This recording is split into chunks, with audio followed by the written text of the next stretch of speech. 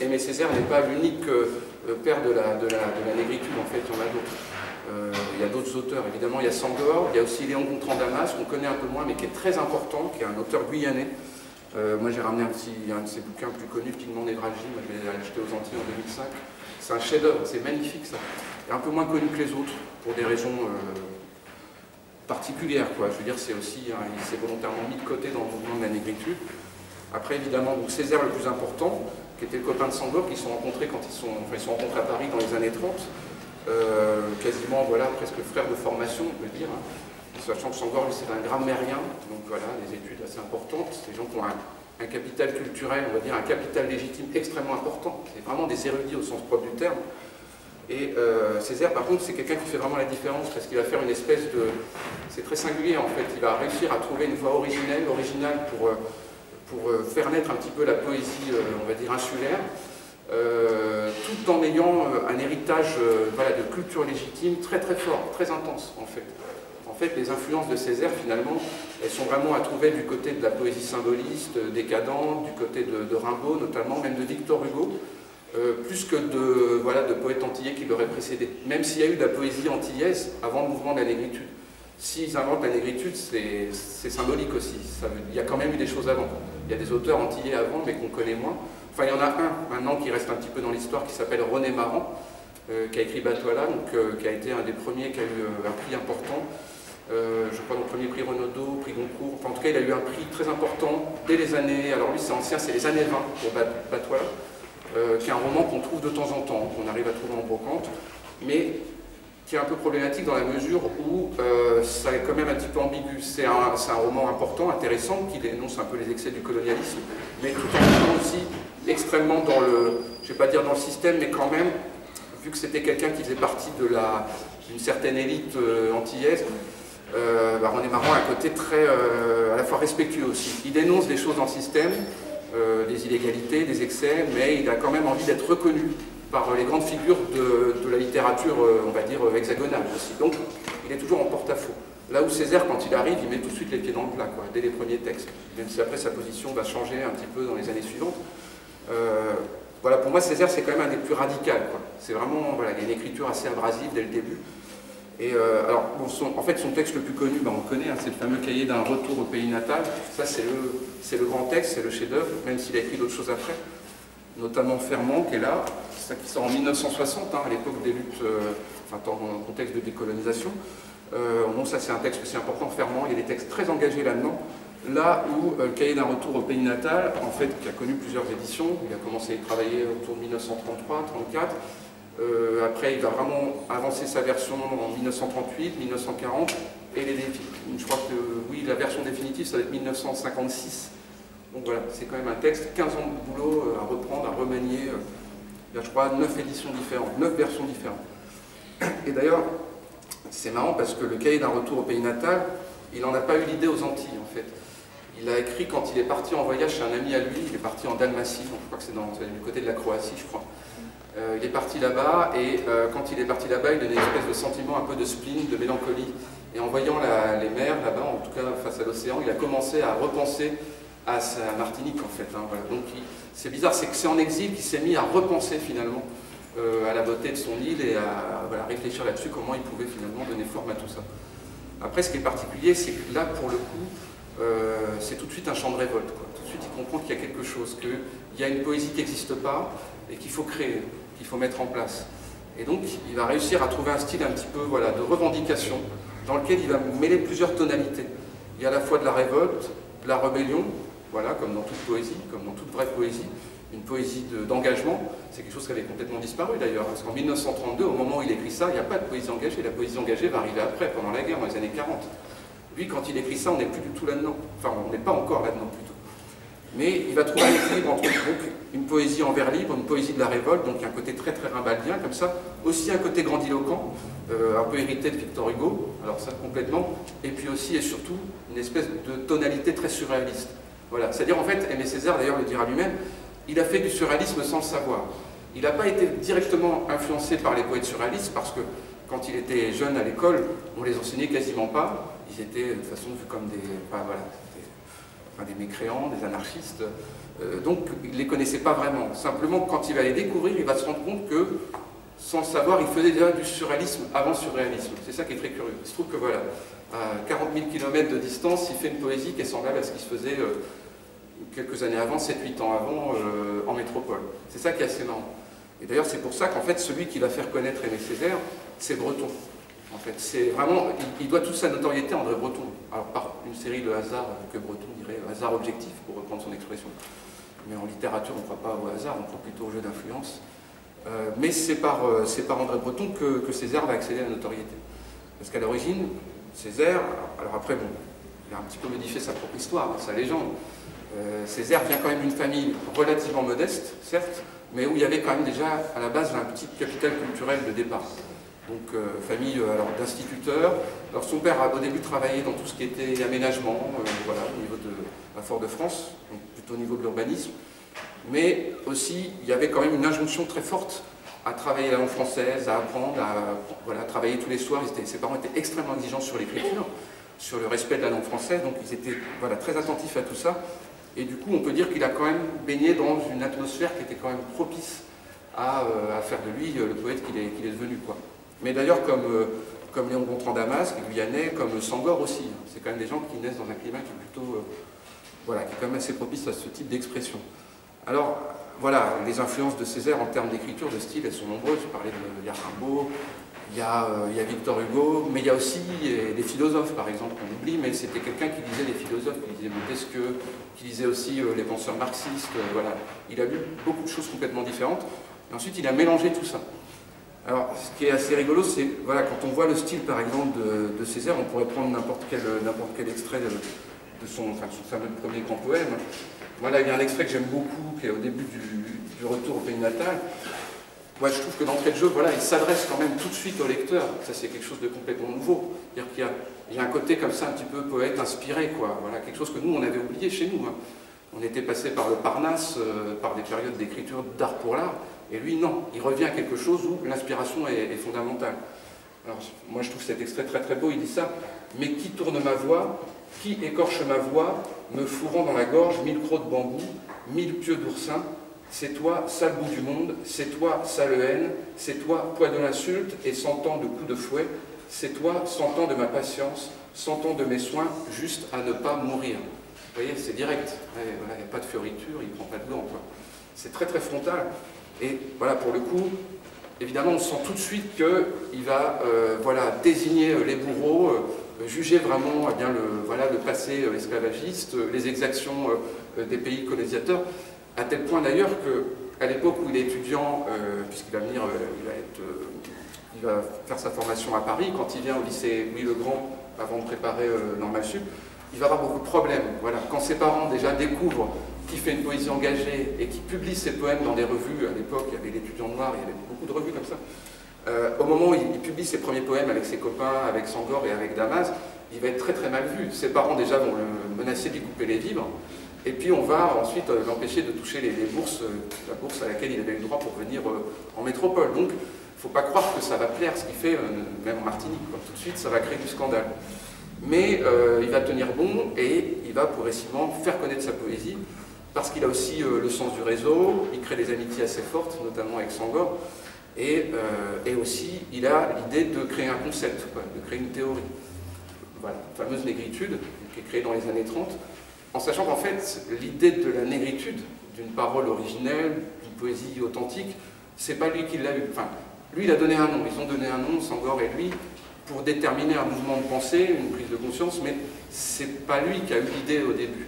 C'est une dame qui s'appelle Paulette Nardal, qui j'espère arrivera un jour dans les livres d'histoire, enfin quand on va un petit peu revisiter tout ça, qui est une antillaise qui a été, je crois, une des premières diplômées à la Sorbonne en fac de lettres, je crois en anglais, et qui, quand elle se trouvait à Paris, alors elle avait un appartement pas vraiment dans Paris, je crois autour de Paris, dans les banlieues autour de Paris, et qui réunissait tous les mardis, enfin un peu comme les journées de Mallarméenne quand ils se réunissaient, les écrivains antillais, enfin toute la diaspora antillaise, africaine, qui se trouvait à Paris, et qui faisait communiquer tout ce petit monde. Alors en plus, ce qui est assez fort, c'est qu'elle a fait rencontrer les écrivains antillais et africains entre eux, mais aussi les écrivains noirs américains avec les écrivains antillais. Donc il y a eu un vrai bouillon de culture, ça n'a pas duré très longtemps, mais qui a permis aussi de confronter les luttes, les points de vue. Et c'est cette dame en fait qui a eu la première fois l'idée du mouvement de la négritude, sauf qu'elle n'avait pas donné le nom. Elle a bien regretté après. Hein. Voilà. C'est elle qui a eu l'idée. Donc important aussi de voir le rôle des femmes aussi dans l'histoire littéraire. Je pense que c'est important d'insister là-dessus. Et donc voilà, donc le mouvement va commencer comme ça. Alors après voilà, un petit point un petit peu sur le...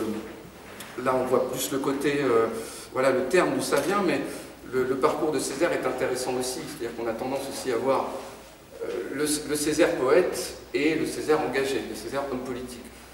On les a longtemps séparés, moi je crois que maintenant c'est intéressant de les réunir, parce que, notamment très récemment, enfin, il y a 3 ou 4 ans, on a ressorti des textes politiques de Césaire qui sont passionnants, enfin, qui sont très intéressants. On a accès à ces textes-là depuis peu de temps finalement, hein, c'est-à-dire que c'est la disparition de Césaire qui fait qu'après ses enfants ont tenu finalement à faire des éditions raisonnées de ses engagements, de ses textes politiques, et quand on les lit, on se rend compte que finalement, même quand il est engagé dans la vie de la cité, Césaire reste un poète, mais profondément. C'est-à-dire que ses engagements, ses textes sont toujours voilà, très emportés, très éloquents, très à vif. C'est parmi les discours qu'il a pu écrire. Bon, parce qu'il a été député à Fort-de-France, il intervenait très souvent quand il venait à l'Assemblée nationale. Ces textes sont magnifiques, très emportés, très rationnels aussi. Il décrit des situations réelles. Il n'hésite pas quand il y a par exemple des problèmes de personnel, enfin, par exemple au niveau des professeurs, quand il faut des professeurs aux Antilles, c'est lui qui va défendre ces causes-là, qui va venir à l'Assemblée nationale demander qu'il y ait plus de contingent de professeurs en Martinique. Donc à chaque fois, enfin, véritablement c'est un personnage, je trouve, un petit peu presque du 19e siècle. Il a un côté comme ça très, un peu à la Zola. C'est quelqu'un qui n'hésite pas à s'emparer de la parole publique pour réclamer les choses. Il faut voir par exemple qu'en Martinique, Césaire, quand il devient... alors il va au début se présenter sur des... Alors il est proche du Parti communiste, mais il va se présenter sur des listes qui ne sont pas vraiment affiliées à une obédience particulière. Mais quand il est là-dedans, c'est quelqu'un qui, dès le départ, va voilà, avoir un engagement sur le terrain, très tôt. Comme ça. Il va s'occuper de l'urbanisme, il va s'occuper du tout à l'égout, de toutes ces choses-là qui sont très concrètes en fait. C'est pour ça qu'en Martinique, voilà, on sait Césaire poète, mais aussi on sait Aimé Césaire homme de terrain. Voilà, pour reprendre l'expression de Gramsci, c'est un poète civil, quelqu'un qui est vraiment voilà, dans le côté concret comme ça. Alors voilà, ça c'est le Césaire, voilà, pour moi c'est important de réunir les deux aspects, le politicien et le poète. Alors pour revenir à son texte connu, le plus connu, mon fameux cahier d'un retour au pays natal, je vous disais, il y a eu une dizaine d'éditions différentes. Bon, c'est le chef-d'œuvre absolu, c'est-à-dire, comme je vous disais, c'est Breton qui va le faire découvrir. Alors ça c'est curieux, c'est que Breton à l'époque se fait expulser de France. Il est vu comme enfin, on va dire des espèces d'institutions officielles le voient comme un dangereux anarchiste. Enfin, c'est l'intitulé officiel, vu comme un dangereux anarchiste. Du coup, il est expulsé de France. Bon, je ne crois pas que ça le dérange trop, hein, vu la situation. Donc, il part avec ses petits camarades et donc il prend la route pour partir aux États-Unis. Et sur cette route, évidemment, il va s'arrêter. À un moment donné, il va s'arrêter aux Antilles, il va passer en Guadeloupe, en Martinique.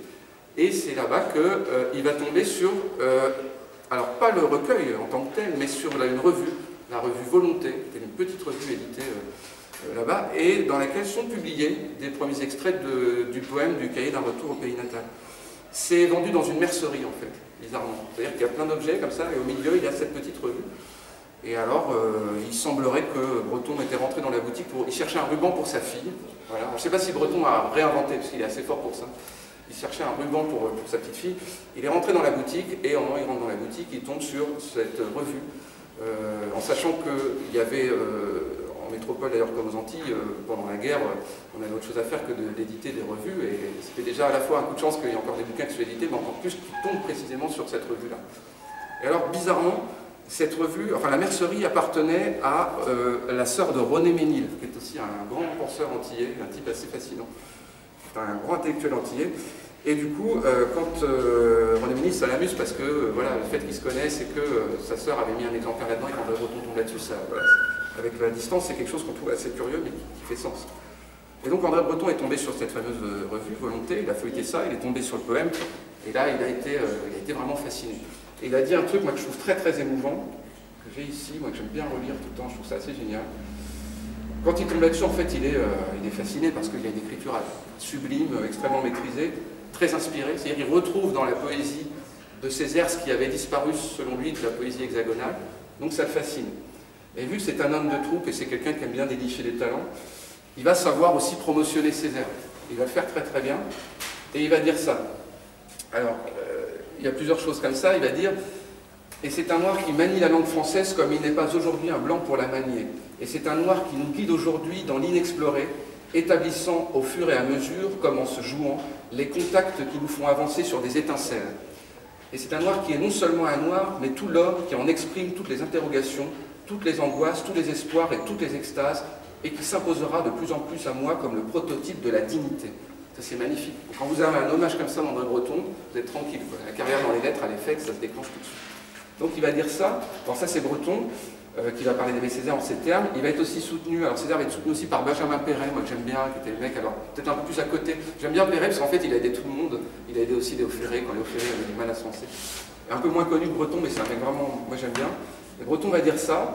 Et du coup, il va tout de suite comprendre la modernité du style de Césaire. Il disait, il y a de la révolte, essentielle, on l'a vu, enfin, petit extrait, on entend tout de suite, hein, quand il parle des 1000 pieux de bambou dans sa gorge. Mais il n'y a pas que ça. Il y a quelque chose de plus fin que la révolte, parce que la révolte c'est sympa, mais c'est un petit peu vain, quoi. Quand on est seulement en colère, ça va pas très loin. Il y a aussi de l'ironie, il y a aussi du second degré. Et ça, Césaire, il a ce talent de manier à la perfection l'ironie. D'ailleurs, sa poésie, il retourne l'absurdité des systèmes d'oppression au visage de l'oppresseur. Voilà, il montre l'absurdité, l'irrationalité du système colonial. Voilà, il montre comment tout ça est complètement absurde. Et du coup, on s'y attend pas, parce qu'on ne sait pas comment finalement évaluer ce qu'il dit. Est-ce qu'il se moque de lui-même? Est-ce qu'il se moque des autres? Il retourne tout ça dans l'autre sens. Et du coup, ça fait que sa poésie, elle est un petit peu... elle nous provoque, et en même temps, on est complètement désarmé face à ça. Et en plus, ce qui est intéressant, c'est que finalement, pourquoi Breton va promotionner la poésie de Césaire? C'est que finalement, si on regarde bien, en fait, Césaire fait un truc que les surréalistes pensaient impossible, voire ne voulaient pas. Pour les surréalistes, c'est pas que la poésie ne doit pas être engagée, mais la vraie poésie est question de style, d'écriture. Généralement, pour les surréalistes, un poème engagé devient tout de suite mauvais dès qu'il est engagé. Et en fait, Césaire va réussir le miracle de faire une poésie qui soit stylistiquement qualitative, très hautement qualifiée en termes d'écriture, et en même temps avec un engagement, avec une véritable préoccupation politique, sociale. Et ça, c'est nouveau. Breton pensait que c'était impossible, et à force de croire que c'était impossible, il était devenu un peu... il était presque contre ça, et d'un coup, il tombe sur le miracle Césaire en se disant, mais il arrive à faire une écriture qui, au niveau de la grammaire, du style, soit parfaite, et en même temps, dedans, il y a du sens. C'est pas l'art pour l'art. Et ça, c'est nouveau. Du coup, ça l'embête un peu, puisque ça met un petit peu en contradiction ces théories. Dans le manifeste du surréalisme, il était contre la poésie engagée, en fait. Il n'est pas du tout là-dedans. Le surréalisme, c'est tout sauf l'engagement. C'est le rêve, c'est le hasard, c'est l'amour, mais c'est pas l'engagement. Et là, Césaire nous dit qu'on peut faire les deux. Donc c'est pour Breton miraculeux. Et c'est ça, en fait, qui va féliciter dans son hommage. Voilà. Donc beaucoup d'ironie, beaucoup de révolte. Évidemment, dedans, il y a toutes ces expériences de violence qu'il a pu subir. Voilà, il y a tout ça, il y a des anecdotes aussi. Donc c'est une façon aussi d'un petit peu d'exorciser tous ces démons, tout ce qu'il a vécu. Donc ça, je trouve que c'est quelque chose d'assez important. Alors bon, là, j'avais ramené des photos de certaines éditions, donc c'est pas fondamental, le truc. Mais voilà, alors après, c'est vrai que c'est assez marrant, c'est la construction de la poésie de Césaire, c'est assez fragmentaire, il y a de tout. Ça ressemble à la fois à du journalisme, ça ressemble à des chroniques aussi, il y a de la poésie pure, il y a de tout, quoi. Après, c'est une poésie en vers libre, d'où le côté comme ça, très... le côté un peu oracle, quoi. D'ailleurs, il joue là-dessus, Césaire. Il joue sur cette espèce d'inspiration un peu mystique, qui viendrait de nulle part, alors qu'en fait, comme je vous disais, il a un capital culturel assez hallucinant. Voilà. Donc ça, moi, j'aime beaucoup. J'aime bien d'ailleurs Alors, voilà, alors après il y a le contexte d'écriture, on en parlait, l'idée du poème ne lui vient pas quand il est en Martinique ou quand il est en métropole, mais quand il part en Croatie, parce qu'il traverse une espèce de crise un peu existentielle. En fait, il prépare son concours de l'école de Normal Sup, et là il se questionne sur son avenir, est-ce qu'il rentre dans le rang, est-ce qu'il continue sur sa vocation poétique. Alors voilà, ce qui est intéressant avec le fameux cahier d'un retour au pays natal, c'est que la première édition c'est 1939. Donc c'est assez fort quand même, c'est-à-dire qu'au moment où il prend conscience finalement prend conscience, en tout cas qui témoigne de l'irrationalité du système colonial, le pays auquel est rattaché les Antilles, le lien, est attaqué. Donc il est à la fois dans un mouvement de contestation, de révolte par rapport au système colonial, mais aussi de défense de certaines valeurs qu'il a héritées de la France, de l'Hexagone. Du coup, ça le questionne. Il est aussi là pour rendre hommage, finalement, à la langue française, à l'héritage qu'il a eu, qui est celui des Lumières, qui est celui des Belles-Lettres, qui est celui des Humanités, parce qu'il vient de là aussi. Moi, j'avais retrouvé sur Internet un document qui date de l'époque où Césaire était enseignant, enfin quand il était enseignant à Fort-de-France, et c'est très fort, c'est-à-dire qu'il part dans une carrière politique, et quand on lit, donc il demande à être en disponibilité, et quand on lit la lettre du recteur de la famille proviseur, enfin du chef d'établissement, ils ne veulent pas le laisser partir, quoi, parce que c'est un élément brillantissime, et ils sont perdus, parce qu'ils se disent, mais ils savent qu'ils vont gagner aussi ensuite un homme politique. Mais c'est, voilà, parce que c'est un immense pédagogue, donc c'est assez marrant quand on voit ça. Ça, c'est des documents qu'on trouve maintenant sur Internet, ça c'est cool pour le coup. Donc voilà, alors, première édition, il y a pas mal de choses là-dessus, on ne voit pas vraiment, mais après, pour demander à le PowerPoint, c'est vraiment petit. Mais maintenant, on a dans les musées et dans le legs de ministère, on a le document, on a l'exemplaire de Césaire offert à André Breton avec la dédicace, tout ça est très sympa. Il y a une illustration qui est importante, c'est qu'il y a un dessin de Wilfred Olam aussi, qui est un grand peintre, un peu dans l'esprit de Picasso. Donc voilà, il y a beaucoup de choses comme ça. Breton va écrire une préface très importante qui s'appelle à un grand poète noir, qui va être la fameuse préface, qui va être ensuite publiée dans un petit essai qui s'appelle, je crois, Martinique, charmeuse de serpent, qui est un texte que Breton va écrire à l'époque où il est en Martinique, justement, pendant la guerre, quand il traverse, il passe par les Antilles pour ensuite rejoindre les États-Unis. Donc il va écrire tout ça. Puis c'est aussi une époque où il y a beaucoup d'intellectuels qui s'intéressent aux Antilles, quoi. Voilà, c'est-à-dire on sort de certains mouvements un peu basiques pour arriver à des vrais questionnements. Il y en a beaucoup. Hein.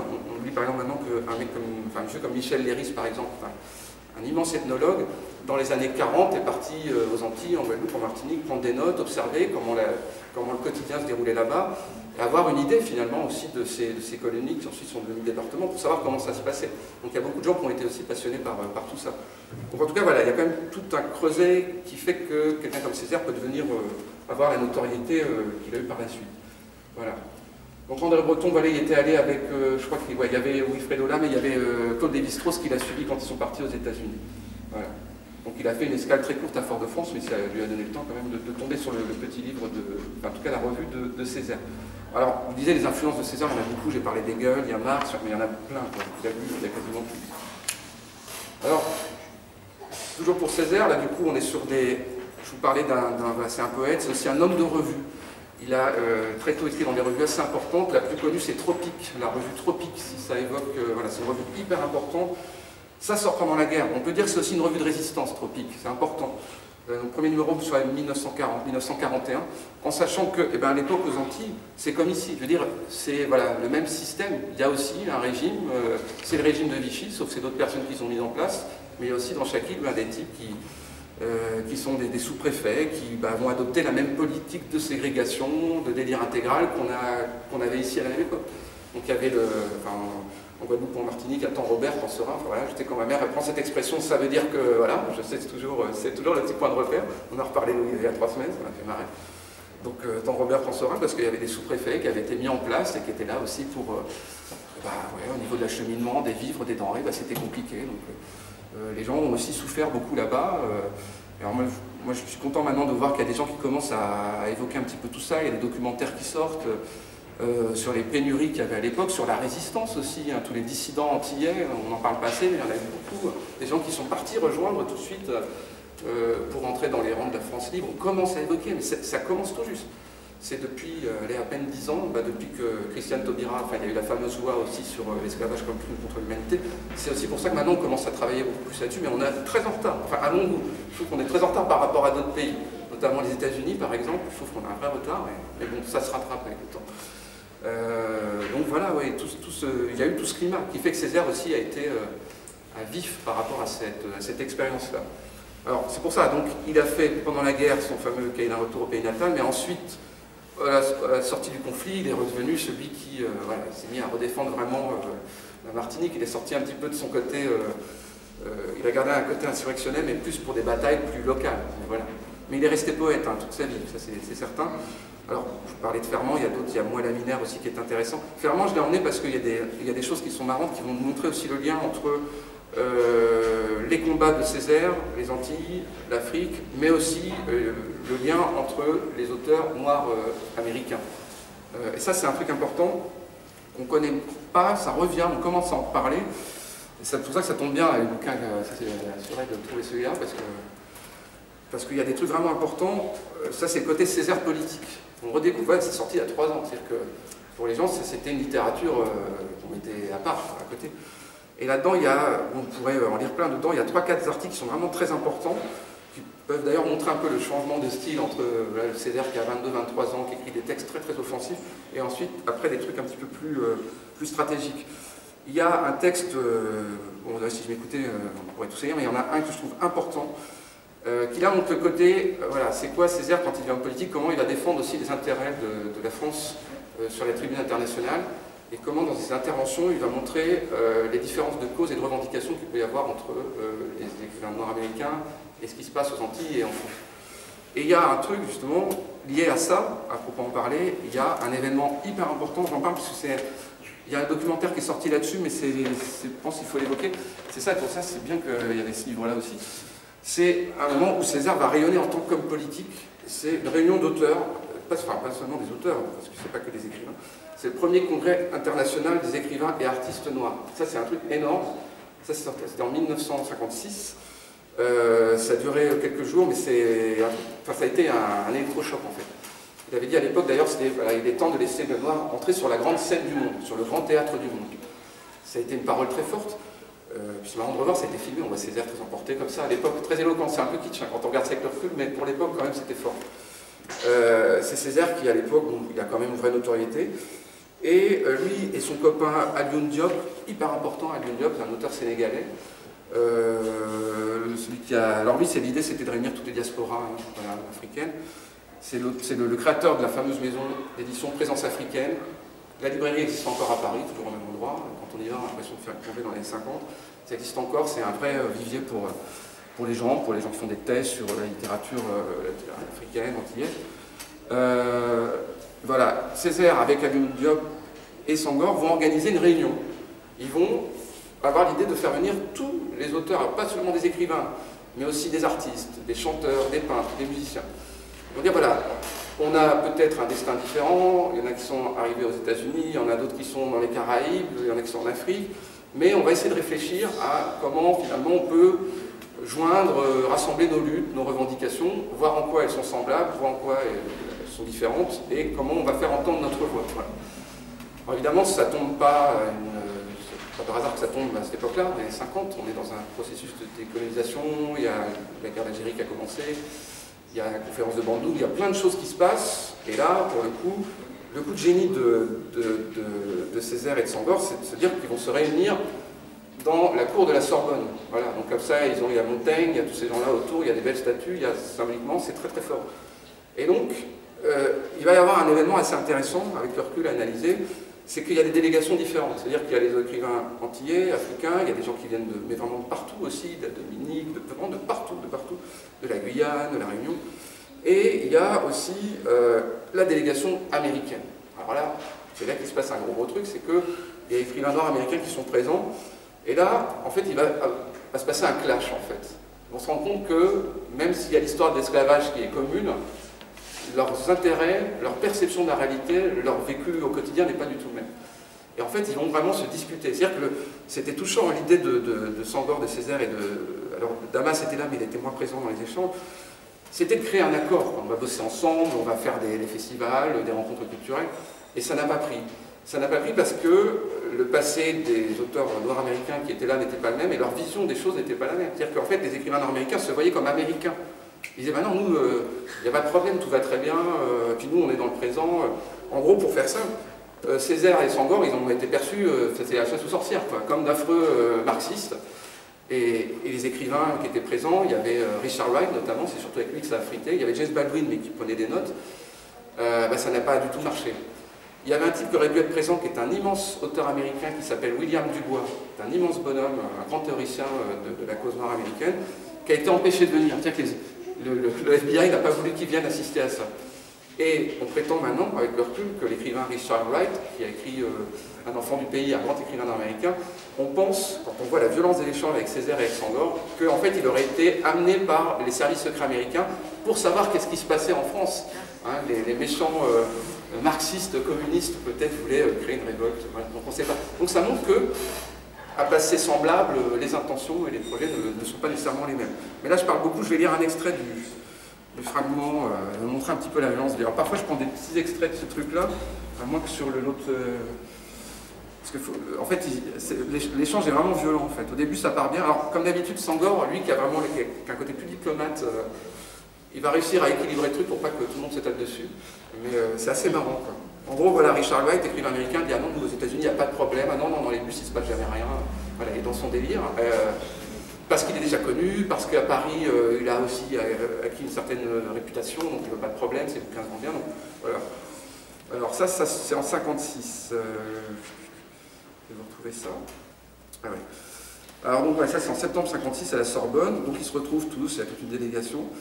Et alors il y a toujours le moment où on doit clôturer les débats, c'est comme au tribunal. Et alors voilà, il y a Mercer Cook qui est un écrivain américain qui lui va dire en fait, il va s'en prendre tout de suite à Césaire. Et il va dire à Césaire, mais vous vous êtes moqué de moi, vous m'avez invité pour un... Vous aviez parlé d'un congrès qui soit uniquement culturel, mais il n'est pas culturel, c'est politique. On m'avait vendu quelque chose de culturel et c'est politique. Alors qu'en fait, on sait bien que la culture et la politique se mélangent toujours, en tout cas de façon un peu...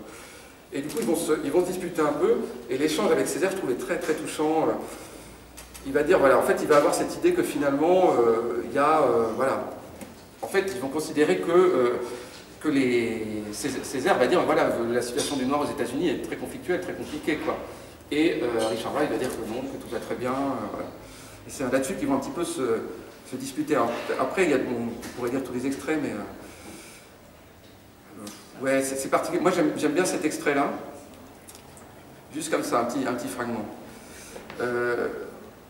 Ça, c'est un écrivain nord-américain qui dit ça. Il dit, voilà, en fait, en Amérique, nous baignons dans la musique afro-cubaine et afro-brésilienne. Voilà, pratiquement toute notre musique, tous nos divertissements sont noirs. Le noir, en tant que nouvelle civilisation au sein du monde occidental, a changé ce monde. Voilà, c'est noir, mais cela reflète aussi en partie les nations où les noirs se trouvent. Il dit, voilà, je suis donc venu à ce congrès très conscient de mon héritage culturel, dont nous sommes très fiers, nous les noirs américains.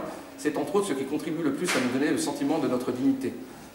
Voilà. Et alors après, il va développer sur la question du colonialisme, voilà, mais il va avoir tendance finalement à sous-évaluer, en tout cas à passer sous silence les violences qui se passent. C'est encore l'époque des droits civiques, dans les 50 aux États-Unis, ce qui va un petit peu agacer Césaire, qui lui va avoir l'impression que finalement on essaye d'escamoter un petit peu le débat, quoi. Et du coup, ça va se terminer par une espèce de fin de non-recevoir à ce niveau-là. Ils ne vont pas vraiment trancher. Et Césaire, alors après, ils vont refaire d'autres rencontres, d'autres congrès, mais il y aura moins ce côté un peu compagnonnage. On va dire que ça va un petit peu... Le rêve d'une espèce de réunion des diasporas qui était entretenue par Césaire et Sangor va un petit peu s'arrêter là. Mais voilà, je trouve que ça c'est un fragment que je trouve intéressant. Alors, voilà, ça c'est le Césaire politique, donc c'est aussi un Césaire qui... Là, je vous parle justement du regard qu'il porte sur l'Amérique de l'époque. Il va écrire des poèmes, puisqu'il n'a pas le droit d'en parler dans les rencontres, il va écrire des poèmes. Il revient à la poésie au moment où il a le sentiment qu'il faut dénoncer des choses. Et j'ai retrouvé, moi, un poème que je trouve très très émouvant, très fort, sur un truc assez violent qui s'est passé aux États-Unis. Alors là, je fais une petite digression, mais j'aime bien montrer les liens qu'on peut faire, parce que Césaire, on pense qu'il a parlé que de la Martinique, mais il a pris aussi, il fait écho pour des choses qui se passaient aux États-Unis. Il va écrire en fait un poème sur un truc extrêmement violent qui s'est passé aux États-Unis dans les 50, en 1955, qui est en fait l'assassinat pur et simple d'un petit gamin noir je crois que ça va être au Mississippi, dans une petite bourgade vers le Mississippi dans les années 50. Qui s'appelait Emmett Hill, et du coup, on parlait de Dylan tout à l'heure, on disait que c'était différent, mais en fait Dylan a fait une chanson sur ce drame dans les années 60, et Césaire lui a écrit un poème. Il est passé par la poésie pour parler de ce drame, et il écrit un poème. Donc ça montre que, pourtant Césaire, une fois qu'il était rentré entre guillemets dans le système et qu'il était devenu homme politique, a gardé aussi finalement son potentiel de colère et d'engagement. Pour montrer que voilà, il a toujours gardé tout au long de sa vie. Donc il va écrire un hommage à ce drame. Qui parle de Emmett Hill, qui est un texte quand même assez émouvant, j'essaie de le retrouver ici. Il se trouve ici, c'est violent, c'est un texte très violent. En fait, il a écrit aussi des poèmes sur les syndicalistes, parce qu'il faut voir aussi qu'à l'époque, il y avait aussi beaucoup de révoltes, des syndicats, il se passait des choses un petit peu compliquées aux Antilles, et il a écrit quelque chose là-dessus. Évidemment, il écrit des choses aussi sur des hommes politiques importants là-bas. Ça s'appelle Sur l'état de l'Union. En fait, c'est assez marrant, c'est qu'il a eu l'idée de ce poème au moment où il se trouvait à un congrès, donc je pense qu'il était parti défendre des choses. Je pense que ça devait être aux États-Unis.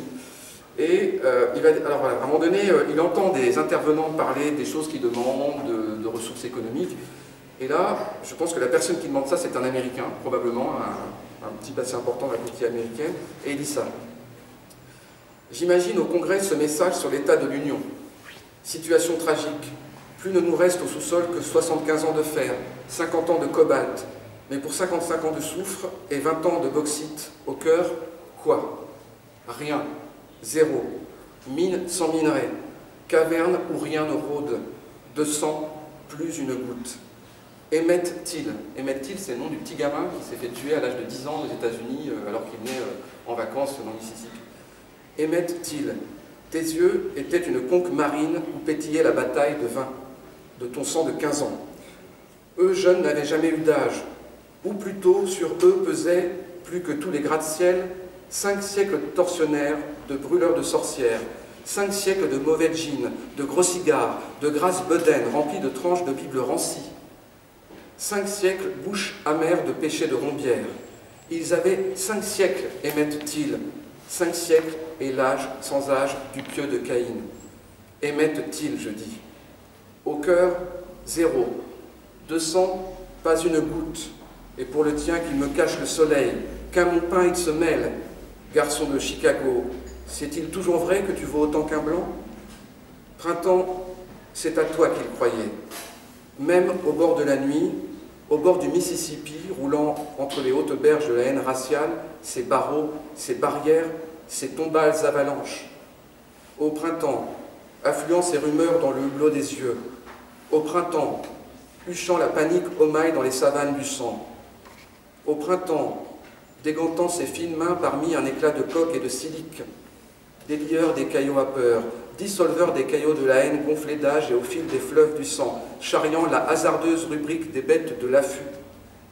Mais eux étaient invulnérables, tardifs qu'ils étaient, et montés, massifs, sur de louches boucs immémoriaux, garçons de Chicago. Autant en emporte le bégaiement du vent racial. Lui, écoute dans le bleu buisson des veines chanter égal l'oiseau sang. Devine, par-dessus les berges à sommeil, monter dans le bleu champ surprenant, soleil, ton pas furtif, poisson véhément. Alors, la nuit se souvint de son bras, mou vol de vampire qui tout soudain plana, et le gros colt de Big Milliam, sur le noir mur vivant, en lettres de rouille, écrivit la sentence et l'état de l'Union. 20 ans de zinc, 15 ans de cuivre, 15 ans de pétrole et l'an 180 de ses états. Mais, au cœur indolore, horlogerie, quoi? Rien. 0. De sang, pas une goutte, au carne blanc, cœur désinfecté. Vous voyez, ça c'est quand même magnifique. En fait, il est donc dans un congrès aux États-Unis, il voit les types en train de débattre, est-ce qu'il faut du zinc, du machin, du truc, et lui, il se dit, voilà, les Américains qui sont en train voilà, donner une certaine image sur la scène internationale, sont quand même involontairement responsables de ça, qu'il est possible qu'un gamin, voilà, d'à peine 10 ans, se fasse torturer, assassiner. Et donc, lui, voilà, d'un coup, c'est pour ça que l'homme politique, quand même, est là, mais l'homme engagé, et finalement aussi le poète d'époque du cahier d'un retour pénatal revient, c'est-à-dire il vient aussi, voilà, aussi finalement peut-être défendre une certaine idée des Lumières, aussi de dénoncer des exactions, des injustices. Il le fait. C'est extrêmement courageux, quoi. Et ça sort en 1960. Donc là, après, voilà, dans ce type d'écriture, il y a évidemment, c'est extrêmement surréaliste. Donc il faudrait le relire à plusieurs reprises pour voir aussi derrière les subtilités de langage, les jeux de mots, le baroque, parce qu'il y a un vrai baroque dans l'écriture chez Césaire qui parfois a tendance à donner le sentiment que c'est un peu opaque, un peu crypté. Derrière ça, il y a quand même une parole engagée, quoi. On revient à ce qu'on disait, quoi, Breton qui se rend compte qu'il est possible de faire une poésie lyrique, voilà, enfin, très sensuelle, très, très profonde, mais aussi de faire passer un message à l'intérieur. Enfin, pour moi, ça en est la marque. Et là, du coup, c'est pour ça que voilà, ce serait un peu Rimbaud qui rencontrerait enfin, Victor Hugo, Zola, voilà. Tout ça est mélangé comme ça, et je trouve que c'est quand même assez puissant. Parce que bon, voilà, de toute façon, c'est assez simple quand il dit ça dedans, moi je trouve que c'est quand même pas mal. Il dit, voilà, eux jeunes n'avaient jamais eu d'âge, ou plutôt sur eux pesaient plus que tous les gratte-ciel 5 siècles de tortionnaires, de brûleurs de sorcières. Donc il parle évidemment du macartisme. 5 siècles de mauvais jeans, de gros cigares, de grasses bedaines remplies de tranches de Bible rancies. C'est méchant. De Bible rancies, 5 siècles bouche amère de péché de rombière. Voilà. Ils avaient 5 siècles, émettent-ils. Ça c'est fort parce que, alors ça ce qui est assez marrant d'ailleurs, c'est que ce type de poésie-là, quand je lis ça, j'ai l'impression aussi que finalement, il a dû lire entre-temps du Ginsberg, des choses comme ça, parce que c'est extrêmement... Enfin, c'est un truc qu'on a tendance d'ailleurs à trouver plus chez les poètes américains, de tutoyer, hein, de s'adresser directement au lecteur. Ça, c'est très très américain dans le type d'écriture. Donc ça, je trouve que c'est quand même assez fort de voir qu'il trouve un style pour dénoncer ces choses, hein, que c'est des choses qui sont très très violentes. D'ailleurs, on ne peut dénoncer ça qu'en prenant un style qui soit baroque et qui soit très surréaliste. Voilà. Donc ça, c'est le Césaire engagé, donc ça c'est dans Fermont. Mais il y a beaucoup d'autres textes très très beaux dedans. Il y en a qui s'appelle un mémorial de Louis Delgrès, le fameux fort Delgrès en Guadeloupe. Donc ça c'est un épisode de l'histoire. Aussi, la poésie de Césaire permet aussi de faire découvrir aux gens des épisodes de l'histoire insulaire, qui est aussi une histoire qui fait partie de notre histoire aussi ici. Et voilà, par la poésie, il nous fait découvrir des choses que nous, des épisodes que les gens d'ici ne connaissent pas nécessairement. Voilà. Donc il va aussi combler des impensés en se servant de sa prose et de son lyrisme. Donc ça c'est quelque chose d'important. Alors, bon, moi j'aime bien montrer ceux qui aiment bien Césaire, mais j'aime bien aussi montrer ceux qui n'aiment pas, ou en tout cas qui critiquent, parce que j'ai tendance à trouver que quand on parle de littérature, on montre toujours un seul côté, et j'aime bien montrer aussi que c'est parfois un peu plus compliqué.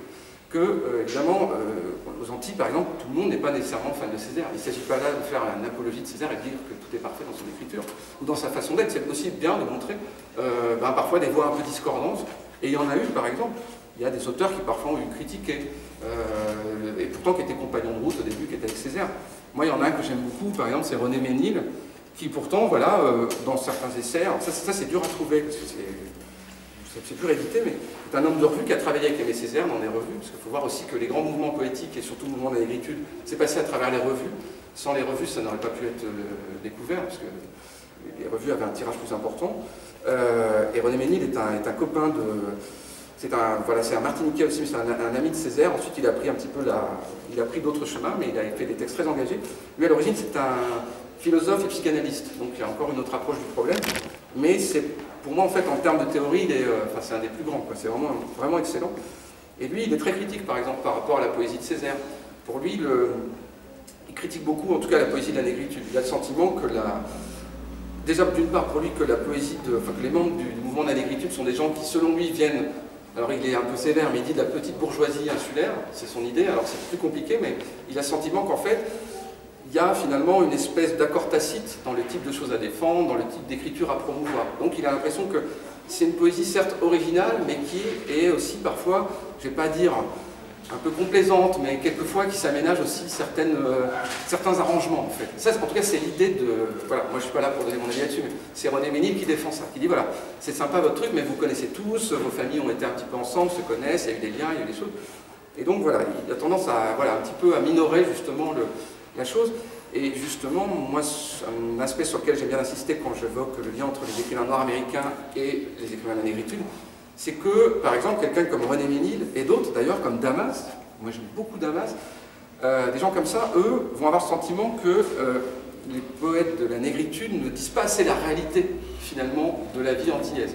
En gros, et c'est pour ça qu'après il y a le mouvement de la créolité, par exemple, le fait déjà qu'ils écrivent en français, dans un français parfait, extrêmement châtié, c'est déjà, pour certains théoriciens comme René Ménil, une forme de trahison. Voilà. Donc ils disent, c'est sympa, c'est très beau, mais vous écrivez comme ça et vous êtes encore du côté de l'oppresseur, en fait. Hein. C'est son idée, c'est-à-dire que l'héritage gréco-latin et grammairien très appuyé sur toutes ces airs et de Sangor, c'est quelque chose qui gêne un peu René Léraud, Étienne Ménil ou Damas. Voilà. Ça les gêne un peu. Voilà. Ils auraient aimé finalement que dans la poésie de la négritude, on décrive plus la vie au quotidien. La souffrance du planteur de canne, par exemple, les problèmes des syndicalistes, des choses comme ça, des choses du quotidien. Ça arrivera beaucoup plus tard, ça va arriver, mais beaucoup plus tard. Et aussi le fait, tout simplement, il aurait aimé qu'ils écrivent un peu en créole, tout simplement. Ça arrivera bien après, avec Chamoiseau, mais beaucoup plus tard, beaucoup plus tard. Ça, c'est 20 ans après. Voilà, donc il faudra passer par plusieurs étapes. Mais c'est déjà un grand pas de franchi, parce qu'avant Césaire, on a quelques mouvements. Alors, il y a ce qu'on a appelé maintenant... il y avait ce qu'on appelait le doudouisme, voilà, c'est les années 20, même avant d'ailleurs, fin 19e, début 20e, jusqu'aux années 20, 24, 25, c'était une poésie, mais alors, écrite par des anciens colons, mais c'était, bon, c'est très très kitsch, quoi, voilà, c'est sympathique, mais on décrit, alors, tout est beau, les îles, machin, il n'y a aucun problème, voilà, mais c'est ce qu'il y avait avant, c'était les premiers qui écrivaient ça, tout en sachant que, pour ça aussi, c'est difficile de dater le début de la littérature antillaise, parce que si on voulait dater, dire le vrai début de la littérature antillaise, il faudrait revenir presque au témoignage des anciens esclaves. Il y en a eu, mais il y en a très peu. Par rapport aux États-Unis, on a du mal. Maintenant, on commence à en ressortir, c'est republié, mais on a surtout des notations, des textes faits par des greffiers, par des gens qui prenaient des notes, mais on n'a rien. Donc en fait, la littérature antillaise commence, on va dire, fin 19e, quoi, voilà. En même temps, la littérature américaine commence fin 19e, donc ils n'ont pas à avoir trop... Mais, donc c'est pour ça que il y a eu des voix discordantes, il y a eu des gens qui ont critiqué ça aussi, en termes d'écriture, en disant, voilà, non, la vraie poésie antillaise, déjà, elle est en créole, elle n'est pas comme ça, c'est pas possible. Donc il y a des gens qui n'ont pas été séduits. D'ailleurs, Damas et Ménil disaient à Césaire, dès le début, c'est sympa des poèmes, mais en fait, pour nous, la vraie poésie qui décrit quelque chose, c'est les poètes noirs américains. D'ailleurs, ça se défend. Moi, par exemple, quand je parle avec Thierry, il adore la poésie nord-américaine. Et elle est superbe, en fait. Moi, elle n'est pas assez connue, on commence à la republier maintenant, hein, mais la poésie américaine, les grands poètes nord-américains, d'Harlem Renaissance, c'est très intéressant. Ça décrit des souffrances au quotidien, ça décrit des absurdités, ça décrit aussi la ségrégation. Elle est très intéressante. Et elle a un côté peut-être plus simple, beaucoup moins baroque dans l'écriture, parce que c'est pas le même capital culturel. La différence entre les Nord-Américains et le mouvement de la négritude, c'est que le capital culturel des gens comme Césaire, Senghor ou Damas, il est énorme. Et, Césaire a un capital de culture légitime qui vaut 3 fois celui d'André Breton. Voilà, je veux dire, je pense même on trouverait des lettres, on les compare. Donc, en gros, voilà, pour faire simple, des gens comme les grands poètes américains, Langston Hughes par exemple, ou d'autres, il y en a beaucoup d'autres, sont des gens qui sont, certains ont fait des études, mais très très peu. Voilà. Donc ça crée aussi le fait qu'ils ne soient pas allés dans des grandes écoles, un type d'écriture différent.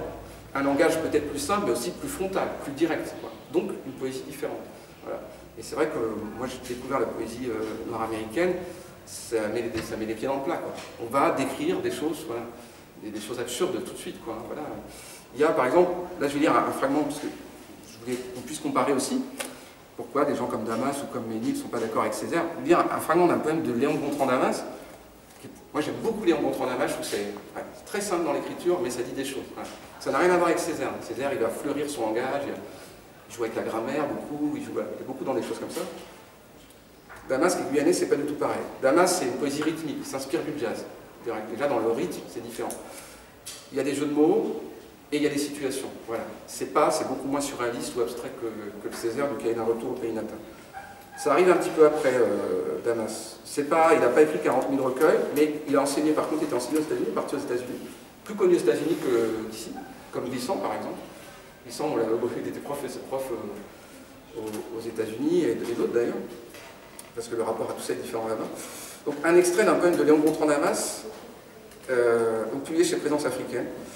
Damas qui a publié quelques textes, qui avait fait la préface d'une anthologie, aussi d'ailleurs ça je n'ai pas évoqué, mais j'en parlais, qui est une grande anthologie de la poésie, ce qu'il appelait Poésie nègre et malgache, qui est aussi un élément qui a fait connaître le mouvement de la négritude, j'en ai pas parlé, mais il faut l'évoquer, parce que si on passe à côté de ça, on manque un épisode avec ça.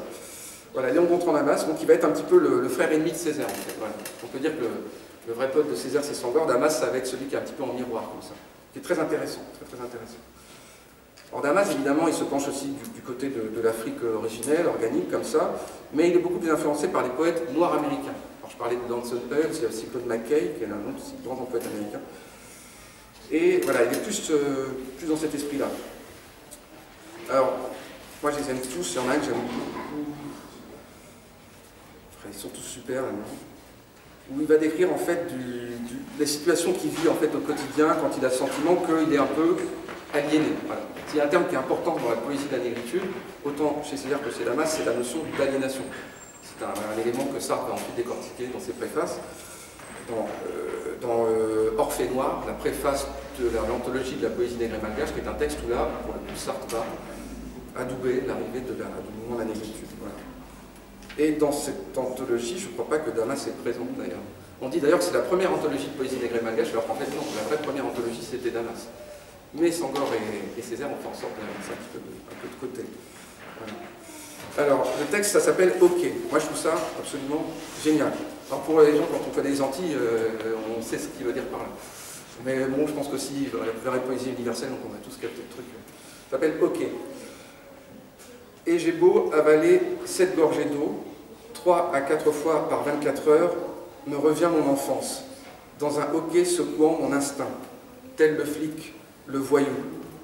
Désastre, parlez-moi du désastre, parlez-moi. Ma mère, voulant d'un fils très bonne manière à table, les mains sur la table, le pain ne se coupe pas, le pain se rompt, le pain ne se gaspille pas, le pain de Dieu, le pain de la sueur du front de votre père, le pain du pain. Un os se mange avec mesure et discrétion, un estomac doit être sociable, et tout estomac sociable se passe de roux. Une fourchette n'est pas un cure-dent, défense de se moucher, au vu de tout le monde. Et puis tenez-vous droit, un nez bien élevé ne balaye pas l'assiette. Et puis, au nom du Père, du Fils, du Saint-Esprit, à la fin de chaque repas. Et puis, désastre. Parlez-moi du désastre. Parlez-moi. Ma mère, voulant d'un fils, mémorandum. Si votre leçon d'histoire n'est pas sue, vous n'irez pas à la messe dimanche, avec vos effets des dimanches. Cet enfant sera la honte de notre nom. Cet enfant sera notre nom de Dieu. Taisez-vous. Vous ai-je ou non dit qu'il vous fallait parler français? Le français de France, le français du français, le français français. Désastre. Parlez-moi du désastre. Parlez-moi. Ma mère, voulant d'un fils, fils de sa mère. Vous n'avez pas salué voisine, encore vos chaussures de salé, et que je vous y reprenne dans la rue, pardon, sur l'herbe ou la savane, à l'ombre du monument aux morts, à jouer, à vous ébattre avec un tel qui n'a pas reçu le baptême. Désastre, parlez-moi du désastre, parlez-moi. Ma mère voulant d'un fils très doux, très ri, très mi, très fa. C'est génial. Très sol, très la, très si, très do, ré, mi, fa, sol, la, si, do. Il m'est revenu que vous n'étiez encore pas à votre leçon de violon. Un banjo, vous dites un banjo. Comment dites-vous un banjo? Vous dites bien un banjo. Non, monsieur. Vous saurez qu'on ne souffre chez nous ni ban, ni jo, ni gui, ni tard. Les mulâtres ne font pas ça, laissez donc ça aux nègres. Le dit tel que c'est Damas qui écrit ça, c'est excellent. Alors, regarde, celle-là est très près, c'est un texte que je trouve super beau. Ça dit plein de choses en fait, hein, voilà, sur la société antillaise. Alors, il le décrit, Césaire l'aurait fait différemment. Ah, c'est un texte très simple. Ça dit des choses sur la condition d'époque, sur le milieu de la bourgeoisie, sur le terme de Césaire, ça pourrait être celui de Sartre, d'aliénation, de conditionnement aussi. Voilà. Donc il dénonce, comme Césaire le faisait, une situation et aussi finalement comment aussi il a le sentiment qu'aux Antilles on a un petit peu dépossédé les gens de leur culture originelle. Voilà. C'est ça qu'il décrit dedans, mais dans un langage très ironique, voilà, beaucoup de second degré, mais une ironie un peu glaçante aussi. Hein, voilà. Et ça, c'est des textes voilà, qui dénoncent, qui disent des choses qu'on ne trouvait pas ailleurs en fait. Voilà, voilà. Et l'influence là-dedans des poètes noirs américains est très très sensible, parce que des gens comme Langston Hughes décrivent à peu près les mêmes choses, à la même époque aussi. Donc évidemment, pour écrire comme ça, on se doute qu'il est tombé ou qu'il a rencontré dans les fameux salons de Colette Nardal, Langston Hughes, Mackay, que tout ce petit monde s'est rencontré pour décrire cette situation-là. Voilà. Alors, il y a aussi un côté très jazzy dans le style, dans le rythme. Quoi. Moi, je trouve que c'est très musical, en fait, ce type de poésie-là. Mais on a aussi, enfin, voilà, quand on lit les poèmes et chansons de Brecht, à la même époque, enfin, plutôt années 50, on a aussi ce type de dénonciation, d'absurdité des choses, des situations.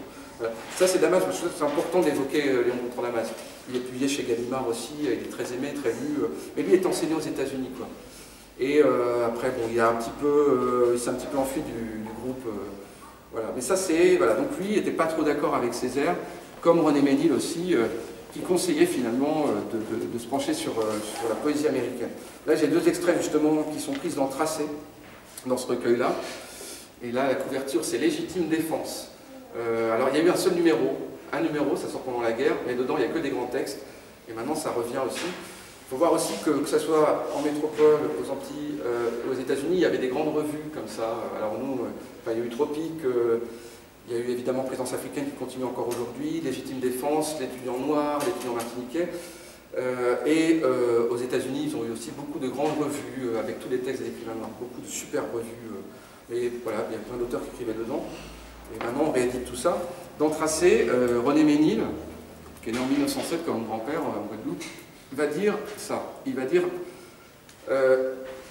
ce qu'il aurait aimé trouver en fait dans la poésie de la négritude selon lui. Ce qu'il aurait aimé trouver dedans.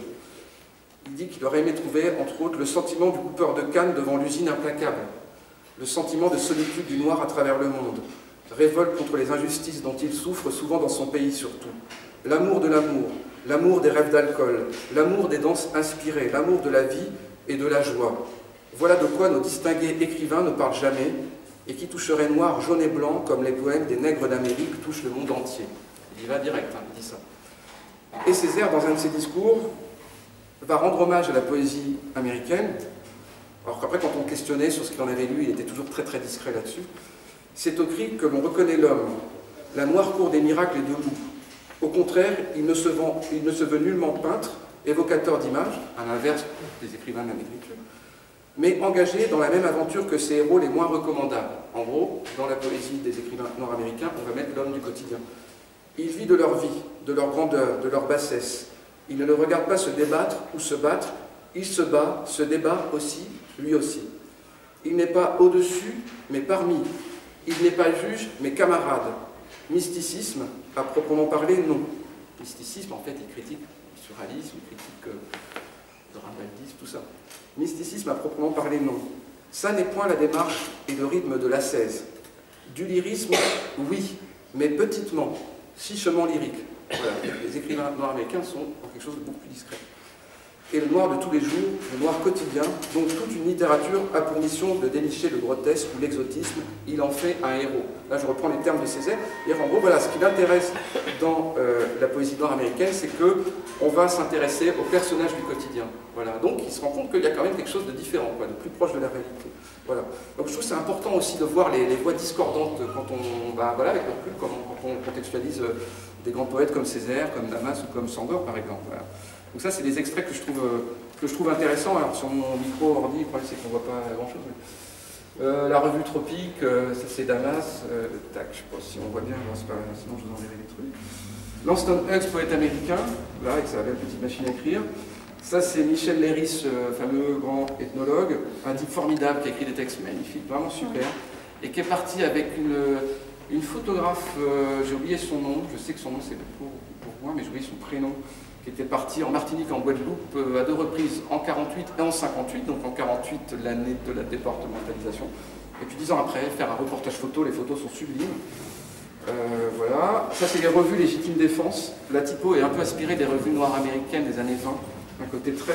moi je trouve que c'est super. Si vous la trouvez en brocante, vous m'appelez, je vous la rachète bien. Voilà. La revue du Monde Noir, ça c'est des revues des années 20 et 30. Ça c'est la fameuse préface. Alors ça j'en ai pas parlé, il faut en parler. C'est Sartre aussi, un compagnon de route. On a Breton qui a vraiment beaucoup aidé Aimé Césaire. Et puis ensuite, Sartre qui va aider vraiment toute l'équipe du mouvement de la négritude. Sartre va finalement écrire un texte, c'est quelques années après je crois, le texte sur la question juive. Il va faire la préface Orphée Noir à ce fameux recueil, La poésie nègre et malgache, qui est un recueil vraiment bien, où il y a un best-of un peu de tous les écrivains de l'époque. Moi j'ai l'édition aussi américaine, tac, voilà. Il faut voir aussi, j'ai pas évoqué ça, mais Césaire est très connu aux États-Unis parce que, évidemment, quand Breton est parti aux États-Unis, il a fait publier le cahier d'un retour au pays natal dans une édition américaine qui s'appelle Brentano. Donc voilà, cette édition-là. Moi, c'est peut-être un tirage des 50-60. Ça s'appelle Returning to My Native Land. Voilà. En bilingue, je trouve que c'est classe. Voilà. Il y a eu ça, tac. Et alors, ça, c'est les couvertures. Là, c'est mon Édouard Glissant qui est là. Le discours antillais, il faut le dire, c'est top. Je trouve que c'est vraiment top. Ça n'a pas vieilli ce truc-là quand je vois. Voilà, ça c'est super. Édouard Glissant qui était un type charmant, vraiment formidable, très simple, il arrivait toujours avec sa vieille canne, comme ça, jusqu'au bout. Enfin, j'ai adoré ce bonhomme. Là, on a nos copains, il y a Chamoiseau et je crois à côté, j'ai un petit trou de mémoire. Honte à moi. Raphaël Confiant, qui écrit encore, qui écrit pas mal de trucs. Alors c'est super, il écrit des textes sur des choses qu'on ne connaît pas. Moi j'adore, il y a un petit roman qui s'appelle Rue des Syriens. Enfin, il raconte toute la vie des commerçants, les trucs, tout ce que nous on nous raconte chez nous, mais où il n'y a pas de bouquin, bah, lui il en parle. Donc ça c'est bien. Éloge de la créolité, c'est un essai qu'il faut trouver qui est vraiment intéressant justement. Il revendique une forme de retour à l'authenticité. Voilà, ce que professait Damas 20 ans avant, lui va le faire, enfin vont le faire à leur façon. Chamoiseau vient d'écrire un bouquin, je crois, sur la question des migrants, je crois tout récemment. Voilà, par exemple, un témoignage important de Chamoiseau qui va reprendre un peu le travail d'Édouard Glissant. Voilà, la créolité, c'est un concept un petit peu... Alors, Glissant parlait de universalité, diversité, mélanger les deux. Mais voilà, on a la créolité qui va arriver dans les années 80 à peu près. Voilà, quand il y a le vrai boom de la francophonie. Voilà, mais je mélange, je vous ai parlé de Sartre avant. Rapidement, Sartre, il va écrire Orphée Noir, la préface de la poésie nègre et malgache, ça c'est un classique. La préface est assez longue, mais c'est magnifique. Voilà, là, il va vraiment... mais ça va être plus une approche un peu psychanalytique. Quoi. À l'époque aussi de France Fanon, je vais faire un texte plus là-dessus, en essayant de trouver un lien entre l'engagement, le marxisme. Voilà. Mais là, c'est pas trop le temps de développer ça, cet élément-là, mais c'est quand même assez passionnant. Même si aujourd'hui, le texte de Sartre, on ne l'évoque pas tellement parce qu'il dérange aujourd'hui. Parce qu'on a le sentiment que Sartre, finalement, en voulant défendre la cause de la négritude, il renouvelle une forme d'essentialisme en fait. Il donne un côté un peu magique, un peu miraculeux à la pensée de la négritude, en ayant un peu tendance à mettre de côté le travail qu'il y a derrière. Comme s'il disait, voilà, une espèce de génie qui vient des origines, qui vient de l'insularité, qui vient de l'Afrique originelle. Et aujourd'hui, avec le recul, ça dérange un peu les gens qui travaillent là-dessus. Hein. Donc les auteurs ont tendance à avoir le sentiment que, sans le vouloir, il fait une forme d'essentialisme, quoi. Alors qu'en fait, derrière, pour écrire comme Césaire pouvait écrire, ou les autres, il y avait un vrai boulot. C'était pas une inspiration divine. Voilà. Donc il a le sentiment qu'en fait, il dessert une cause qu'il croit défendre en finalement en favorisant le côté miraculeux de l'écriture. Ça dessert un peu finalement ce que des gens comme Césaire peut-être auraient voulu. Savoir aussi le travail qu'il y a derrière, la rigueur, les... Voilà. C'est vrai qu'on cite un peu moins ce texte aujourd'hui. Donc ça, c'est par exemple le témoignage, donc voilà, dans l'ordre, en gros, on a le doudouisme 19e, début 20e, ensuite on a Césaire, la négritude, années 30, et puis ensuite la créolité, dans les années 80. Et entre, on a Glissant qui n'a pas donné vraiment... Alors il parle du tout le monde, Glissant, sa théorie, mais voilà, pour voir un peu les étapes. Et puis aujourd'hui, il y a encore d'autres travaux, surtout aux États-Unis. Ouais. Voilà. Ni européen, ni africain, ni asiatique, nous nous proclamons créoles. Cela sera pour nous une attitude intérieure, mieux une vigilance, ou mieux encore une sorte d'enveloppe mentale au mi-temps de laquelle se bâtira notre monde en pleine conscience du monde. Ces paroles que nous vous transmettons ne relèvent pas de la théorie ni de principes savants. Elles branchent au témoignage. Ça c'est beau. Donc plus de théorie, on voit bien, là il parle à Sartre par exemple, plus de principes savants, je pense qu'il parle pas seulement à Sartre mais aussi à des théoriciens peut-être comme Sangor, Sangor par exemple est connu plus pour des essais. Il a écrit la poésie mais il y a beaucoup d'essais passionnants aussi. Et là c'est voilà, l'idée plutôt d'être dans le témoignage. Donc on va recueillir des témoignages, parce que la créolité, il y a beaucoup de petits romans qui sont des choses prises avec des témoignages.